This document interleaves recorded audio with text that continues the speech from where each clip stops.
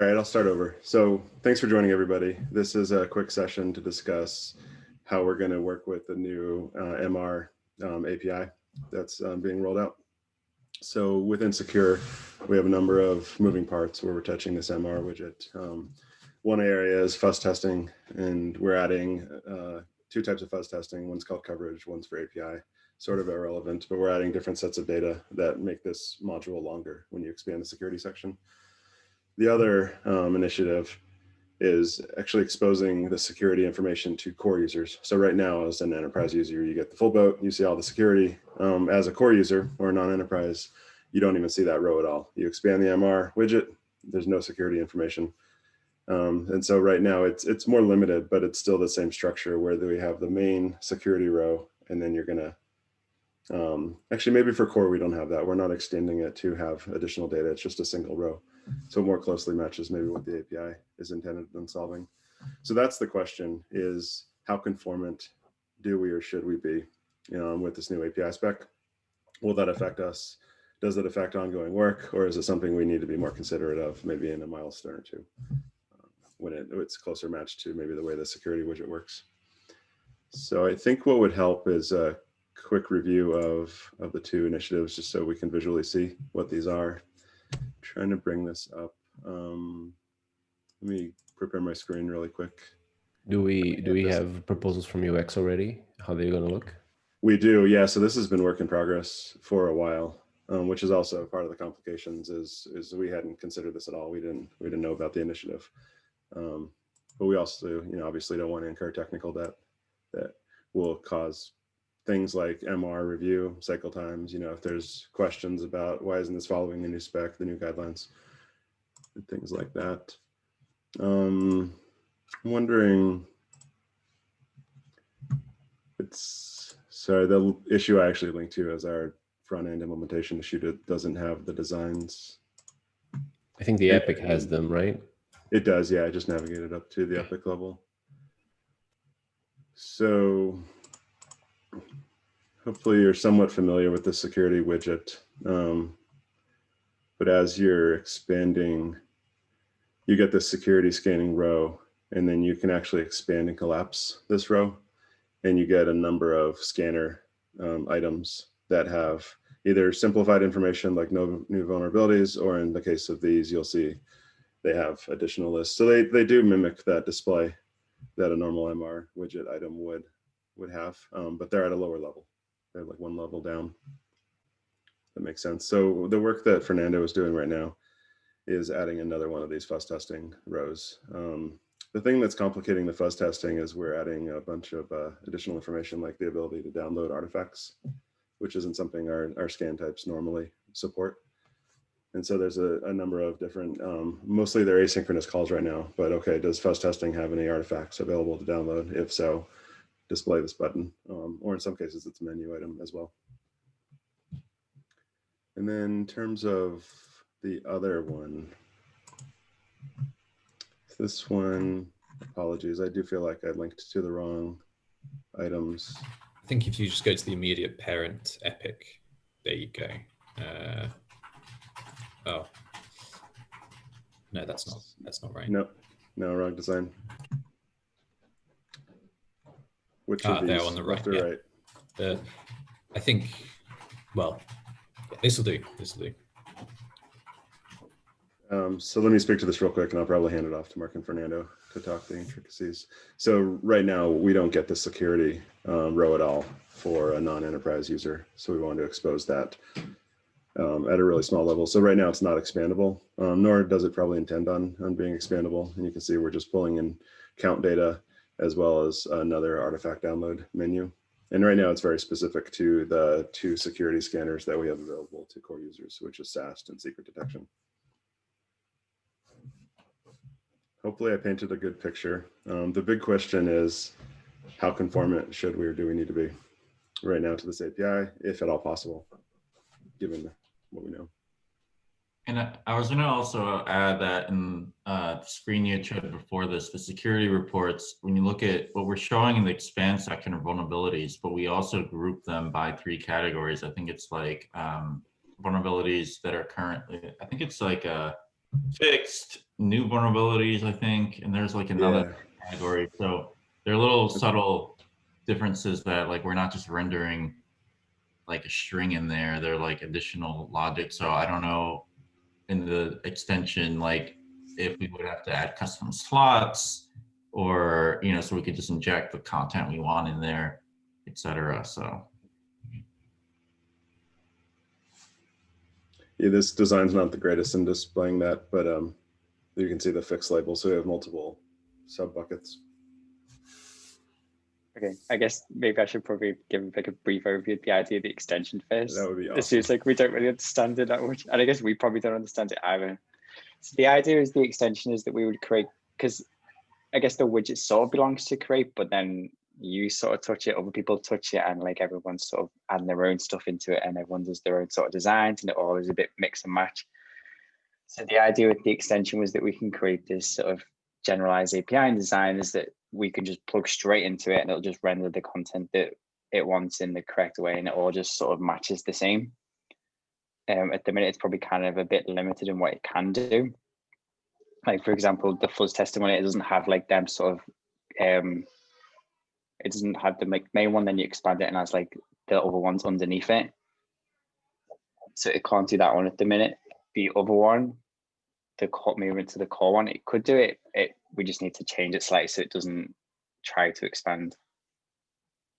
So it's kind of limited at the minute, but it's kind of the idea that we limit as much as possible. The other thing I was going to add is we're also in this weird position where all those security reports are being moved to, I think, security tab. I don't know if it's worth linking to the Epic for that, but I don't know if the defend team was planning to move that eventually. We just don't know when, a couple of months. So the question is like, do we do all this? Do we extend the extension for something that we're going to end up getting rid of anyway, and in the time being? So I think the question is like, can the extension do what we want now so we could use it? If not, is it even worth adding that functionality because it's going to go away in a couple of milestones? The UI, the security dashboard, like MR widgets are being moved out into, I think, a different table or something like that. So we're completely getting rid of the widgets. So I don't know if Neil wants to speak to that. Yeah, so there's, again, a lot of moving parts, and one is that this whole expandable thing that we saw, there's a lot of design discussion going on right now, and one of the proposals is we just remove that entirely. So we just end up with that base security row, the high level counts, and then you click a link and it navigates you over to a new security tab that would be part of the MR page. And that's, last month it was 6 weeks out. Now it's more like 3 milestones out. So the schedule is a little bit undetermined. And so the justification there in terms of just doing this work is because we don't know for sure. And it's also several months out. So we don't want to wait that long to get this valuable information to our users. We're actively rolling out fuzz testing. So we don't want to hold back on displaying that data. Okay, I want to build on what Phil said and give you a little bit more context, because when we started this out, like the goal was exactly to provide a helpful way for people to add extensions consistently, period. We didn't want to be a blocker. We didn't want to be like something that would prevent you from delivering value to the users. One of the things we immediately noticed was one of the most complex extensions is the secure one. And kind of inherently is also the one that is more inconsistent with the others, because you have more problems to solve. You have the sections, you have multiple scanners, you have a lot more complexity than most of the other extensions. So we knew that it would be very hard to, right from the start, have secure rewrite their extension into this infrastructure. So we knew that from the get-go. What we wanted to still learn from is your case and start adding the bells and whistles that made sense for all other widgets. And what I'm seeing here is extremely valuable information for use cases for us to add to the extension, but not necessarily reason to stop everything you're doing and rewrite all of it into the extension. It wouldn't be adding value to you. It would just be slowing you down. Because if you think about the extension, right, unless you're talking about adding the fuzz scanning outside of that UI pattern of the secure scanner and then starting a new extension from scratch just for fuzz testing, that would be achievable. But if you want to group it up with the ones you have right now, I think it's a bit early for you to jump on the extension infrastructure that we have right now.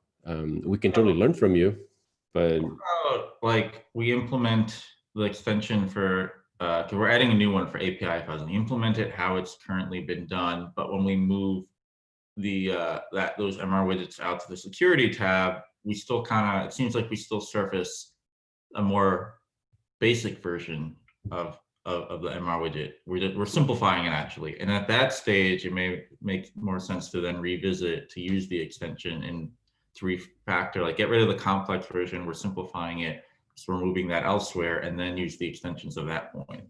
Seems like the more that makes sense to me. There seems to be, I think, maybe 3 reasons for this extension API. One is to increase sort of user experience or the design of the MR rows. That's one aspect. Another aspect is to increase the ease with which you can add new MR row functionality, as in you just pull it out and you feed it the data you want. And the third, I guess, also is to abstract away where the data comes from, because the extension automatically maps props to store properties.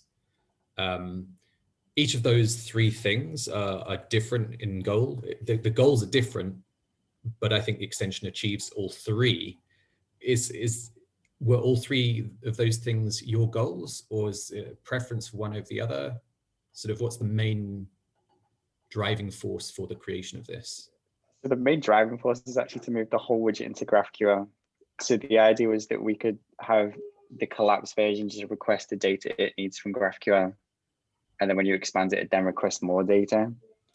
Now, obviously, I appreciate the API still already exists and they just return all the data at once. So there's a slight blocker there as well. So I guess it's really the third one. It's the abstraction of where the data comes from is the main purpose. I would add a couple. Sort of, yeah. I would add a couple more. So let's put like abstraction of where the data comes from, which is exactly like Phil was saying. We don't want to have like one big request that takes 15 seconds to get just to populate the widget. The other is we've been having a struggle on the design front to keep this consistent in terms of UI. So by providing structure with the code, we'll be kind of forcing designers to be creative within some restrictions. Again, the idea of the extension would be to start very basic and evolve over time, but it will evolve for all of them, for all of the people using the widget. So if you add a functionality like you would need this to not have a widget that is extensible, that is collapsible or expandable, and have just a button to download stuff.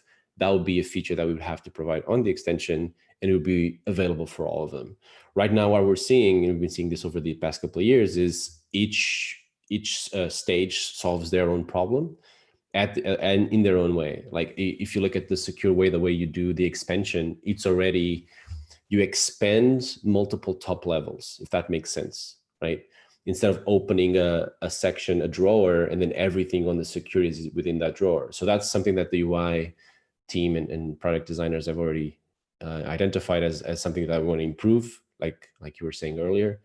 So that was also a goal: provide a consistent mechanism for UX to be just out of the gate consistent. So consistency in UX of all extensions. We saw, I don't remember which stage it was, but there was, I think it was licensing, I can't be sure.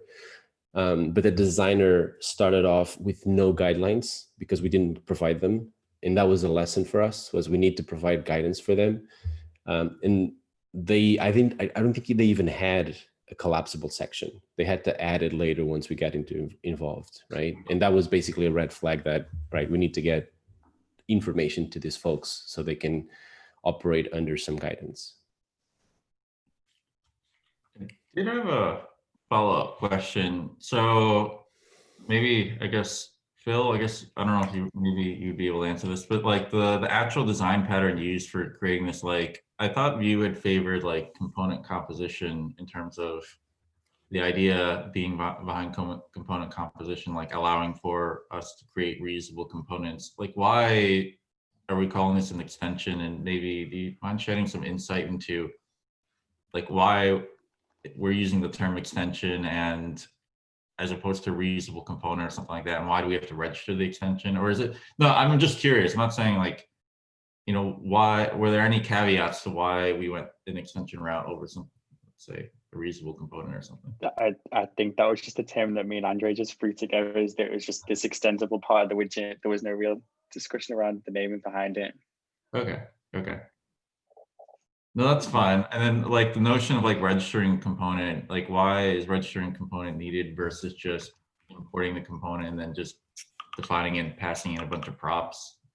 Or is it just easier this way? It's just easier. Yeah, just easier. Then you have to go into the component, and there's technically 2 widget components. There's the E version, and then there's the normal core version, and they both have to map to the same. Okay. So it's easier that way. Oh, Yeah, fair enough. Fair enough. Yeah, I would add one thing though. We did consider just being very loose and allowing just provide a slot for you to put the drawer, and you could put whatever you wanted in there. That would not achieve. That would be like you'd be composing your own components. You'd be writing whatever you wanted in that section, and that would be too loose for a baseline. If you wanted consistency, that wouldn't achieve that goal.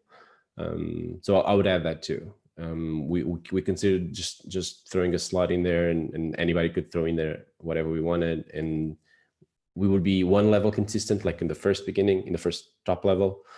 Then the section would be completely chaotic and different. So we chose something else, like the one we have right now. No, I mean, that's fine. I mean, it provides context. So thank you.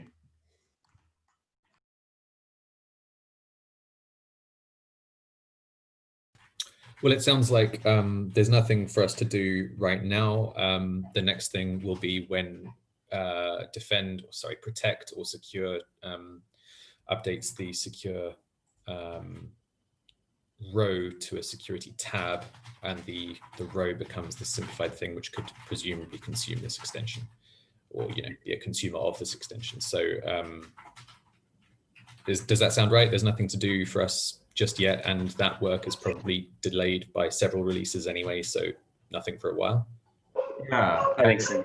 Yeah, I would add that if we're going to go that route, that we at least consider, maybe not right now, but prior to that work happening, revisit the extension and say, hey, what can we add to the extension, if anything, to support the simplified version of what we're showing in the MR widgets for security reports. We're still going to have something there, I think, after we check the designs. It's just more simpler. And at that point, before we're still in the planning phase for that, look into how we can contribute to the extension or use it as is at that time. And hopefully it'll be a lot easier to use because it's much more simplified.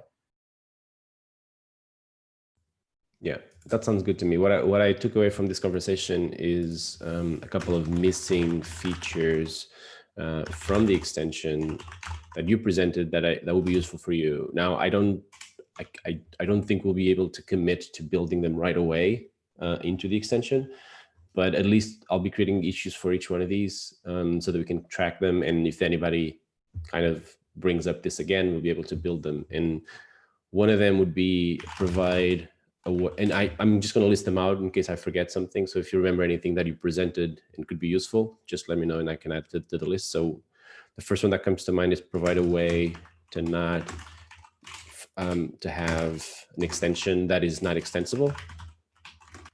That is not, sorry, expandable. Extensible, that would make sense. That is not expandable and provides a button, customizable.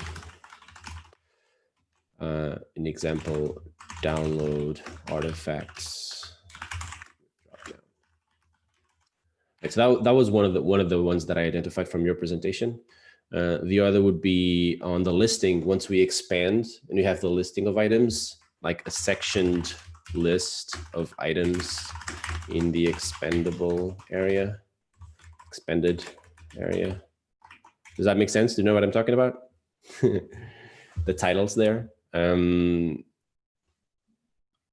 What else? Anything else that we wanted to do it, couldn't do it now?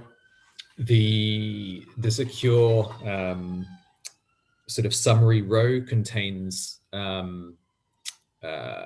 marked up text rather than just plain text.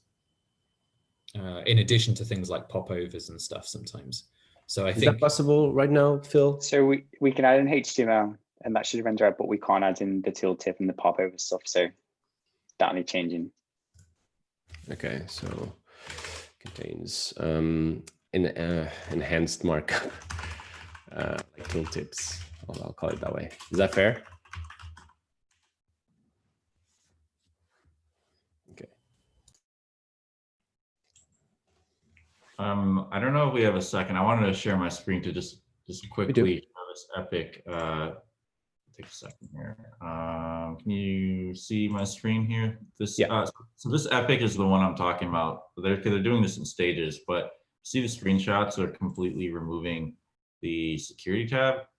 So what they're keeping is the main header here with all the counts, but they're removing all the subsections.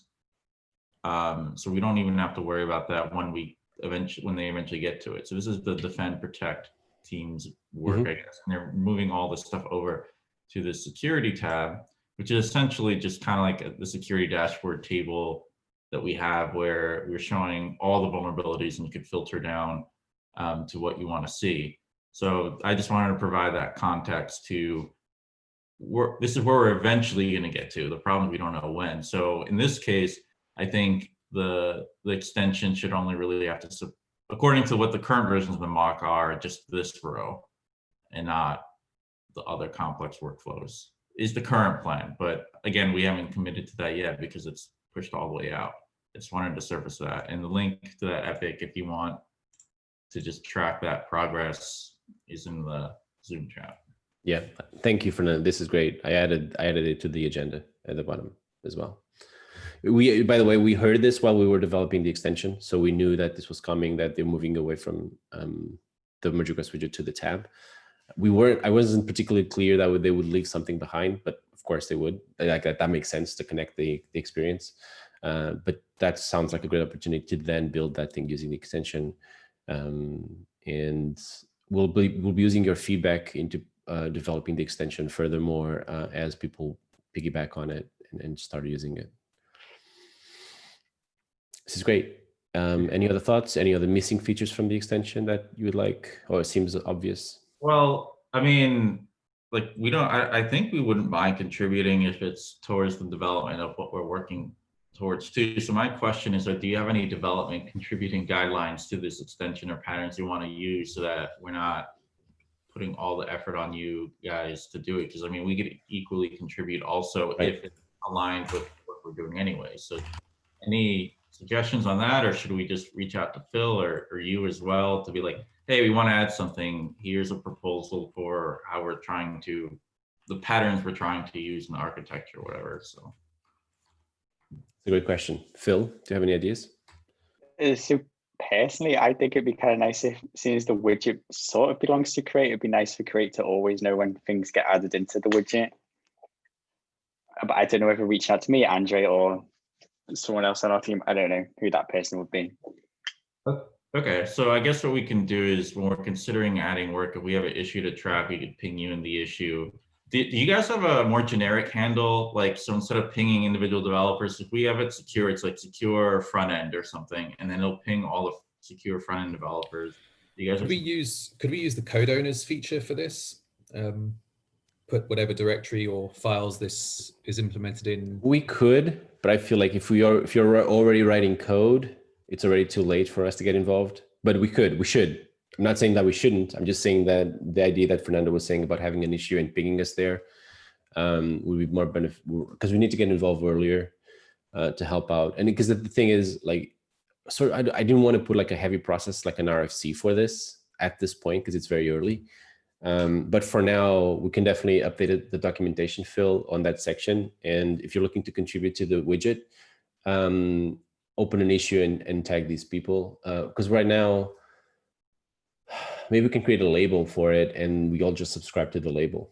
I feel like we don't use, and I'll be honest, we don't use groups a lot just because of the overhead of having to deal with access requests to maintain the membership and everything, but we probably should. So I'll look into that. I'll look into creating a group. I'll keep you posted. But right now, what I can say is that we'll take a task to update the documentation on contributing to the extension. But roughly, it will be what you just described, Fernando. Just opening an issue with the idea, being us there early, and we can weigh in. And we're glad to help and assist in your development of those features. And we just want to be sort of the benevolent gatekeepers of this for everyone's benefit. Essentially, maintainers within the code base for that area. Yeah. That's fine. Yeah, that's fair. So okay, thank you for that. Thank you for that suggestion. It's really good.